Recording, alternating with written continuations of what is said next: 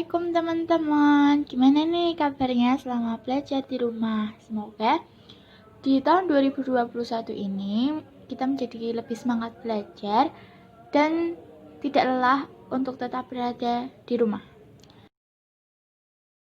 Ya, kita ke materi yaitu tentang teks hikayat dan cerita rakyat mata pelajaran Bahasa Indonesia. Sebelum ke materi, perkenalan dulu ya. Nah, nama saya Asfadia Fadila Muslim dari kelas 10 siswa 2 nomor absen 07 dari sekolah SMK Negeri 7 Semarang. Nah, langsung ke materi ya. Apa sih yang dinamakan teks hikayat itu? Udah pernah dengar belum? Teks hikayat itu tentang karya sastra lama Melayu berbentuk prosa yang berisi cerita. Biasanya dibaca untuk pelipur lara, pembangkit semangat juang, atau sekedar untuk meramaikan pesta. Ciri-cirinya teks hikayat itu, yang pertama ada kemustahilan atau keajaiban, yang kedua ada kesaktian tokoh, yang ketiga ada istana sentris atau cerita tentang belatarkan istana, yang keempat cerita atau alurnya berbingkai. Cerita atau alur berbingkai itu maksudnya ada cerita dalam sebuah cerita. Selanjutnya menggunakan sudut pandang orang ketiga, dan terakhir anonim atau tidak ada pengarang atau diceritakan secara turun-temurun. Selanjutnya, ciri-ciri kebahasaan teks hikayat. Nah, yang pertama, ada kata-katanya itu arkais atau kuno yang tidak lagi dipakai dalam percakapan sekarang. Jadi kata-katanya itu enggak kata-kata gaul kayak zaman sekarang gitu. Yang kedua, menggunakan konjungsi yang arkais di awal kalimat. Yang ketiga, sering menggunakan partikel pun, lah. Yang keempat, terdapat kalimat inversi. Kalimat inversi itu seperti apa sih? Yaitu kalimat susun terbalik atau P mendahului S. Lalu majas atau gaya bahasa. Nah, majas atau gaya bahasa itu ada 5. Ada 5 macam, yaitu personifikasi, simile, antonomasia, hiperbola, dan metafora. Personifikasi itu untuk benda mati yang seperti hidup. Yang simile membandingkan dengan menggunakan kata pembanding. Antonomasia itu menyebutkan seseorang berdasarkan sifat atau ciri fisik yang menonjol. Hiperbola itu menyebutkan sesuatu secara berlebihan atau dilebih-lebihkan. Metafora itu membandingkan secara langsung yang tidak menggunakan kata pembanding. Selanjutnya, tentang cerita rakyat. Nah, udah sering dengar kan tentang cerita rakyat? Udah nggak asing gitu. Apa sih cerita rakyat itu? Artinya cerita rakyat itu apa gitu?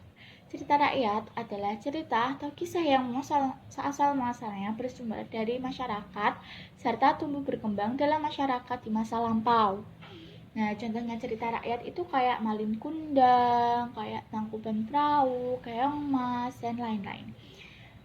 Ciri-ciri disebut cerita rakyat itu gimana? Nah, pertama, diceritakan secara turun-temurun atau lisan.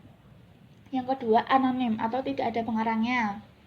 Yang ketiga, bermuatan pesan moral. Jadi setiap cerita rakyat itu ada pesan tersendiri di setiap ceritanya. Yang keempat, memiliki nilai budaya. Yang kelima, banyak versi karena setiap daerah memiliki cerita yang berbeda. Yang keenam, bermuatan keajaiban atau peristiwa di luar logika. Contohnya, cerita Malin Kundang yang durhaka kepada ibunya. Dia dikutuk menjadi batu, Terakhir, tiap daerah memiliki cerita tersendiri, jadi setiap daerah itu punya omongan cerita tersendiri. Selanjutnya, perbedaan hikayat dan cerita rakyat. Nah, kan hampir sama nih, ada perbedaannya, yaitu yang hikayat, yang satu cerita rakyat. Nah, pertama hikayat dulu ya. Yang pertama itu menceritakan tokoh di suatu kerajaan atau istana, atau yang biasa disebut istana sentris, kayak ciri-cirinya tadi. Yang kedua, alur ceritanya rumit dan sulit dipahami, berbingkai atau cerita dalam cerita. Yang ketiga, banyak berlatar agama Islam, lebih ke agama Islam latarnya. Yang keempat, nama tokohnya itu seringnya itu mengandung bahasa Arab gitu. Terus yang kelima, menggunakan struktur kalimat yang susah dimengerti atau menggunakan kata-kata arkais atau struktur kuno. Yang terakhir, menggunakan kata-kata yang sudah jarang dipakai lagi. Jadi kata-katanya nggak kayak cerita-cerita kayak di novel sekarang gitu, pakai kata-kata gaul. Ceritanya itu lebih ke peribahasa yang kata-katanya arkais atau kuno. Selanjutnya ke cerita rakyat yang pertama.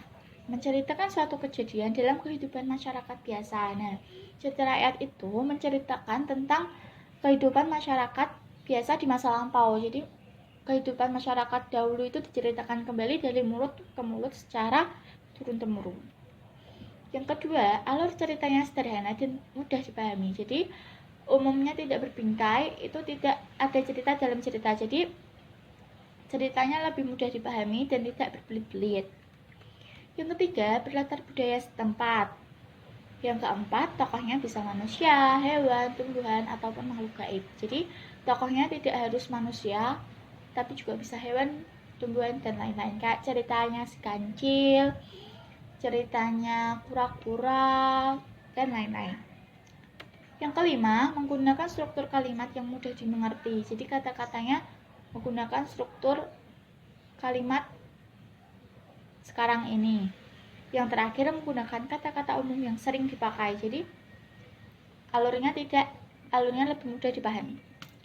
Selanjutnya, nilai-nilai dalam teks hikayat dan cerita rakyat.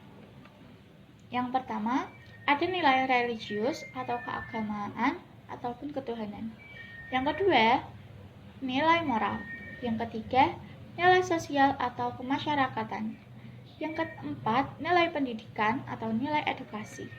Yang kelima, nilai budaya. Yang keenam, nilai kemanusiaan. Nah, terima kasih sudah mengikuti materi teks hikayat dan cerita rakyat hari ini. Sampai jumpa. Tetap ikuti protokol, jaga kesehatan, dan tetap semangat belajar di rumah. Dadah!